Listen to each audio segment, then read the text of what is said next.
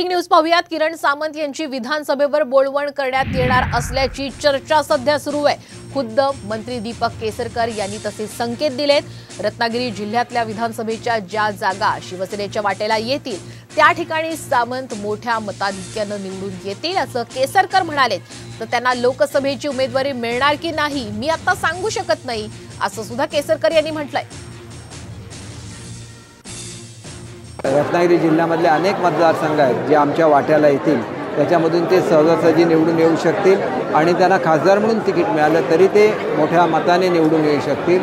त्यामुळे एक तरुण आणि उगवतं नेतृत्व म्हणून आम्ही त्यांच्याकडे बघतो आणि त्याप्रमाणे एक शिवसेनेचं पुढच्या काळात हे नेतृत्व निश्चितपणे उदयाला येईल याची मला खात्री आहे। किरण सामंत तरुण आहेत, त्यांना जर सीट मिळाली तर खूप जोमाने ते काम करू शकतील, परंतु सीट मिळेल की नाही हे आज मी सांगू शकणार नाही। पहिलीच निवडणूक आहे त्यांच्या या एकंदर राजकीय जीवनातली, त्याच्यामुळे चांगलं असं त्यांना तिकीट मिळावं अशी आम्ही त्यांना शुभेच्छा देतो।